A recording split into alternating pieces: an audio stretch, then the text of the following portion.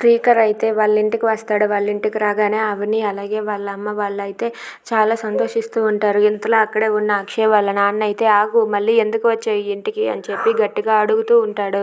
అది విని శ్రీకర్ అయితే ఇలా అంటూ ఉంటాడు, నాన్నగారు అన్నయ్య అరెస్ట్ అయ్యాడని తెలిసింది, అన్నయ్య గురించి మాట్లాడదామని వచ్చాను అని చెప్పి అంటూ ఉంటాడు. ఆ మాటలకు ఇది మా ఇంటి సమస్య, నువ్వెందుకు మధ్యలో, నువ్వు మా ఇంటి వాడివి కాదు అని చెప్పి అక్షయ్ వాళ్ళ నాన్న శ్రీకర్తో అంటూ ఉంటాడు. అది విని అక్కడ ఉన్న శ్రీకర్ అయితే, నాన్న నన్ను మీ కొడుకుగా కాదు, ఒక లాయర్గా చూడండి నాన్న, మన ఇంటి సమస్యని మనమే తీర్చుకుందాం నాన్న, మీ కొడుకుగా కాకపోయినా లాయర్గా అయినా సరే నేను మీకు పనికొస్తాను, ఒక్కసారి ఆలోచించండి అని చెప్పి అంటాడు. అది విని రాఘవేంద్రయ్య అయితే అలా ఆలోచిస్తూ ఉంటాడు.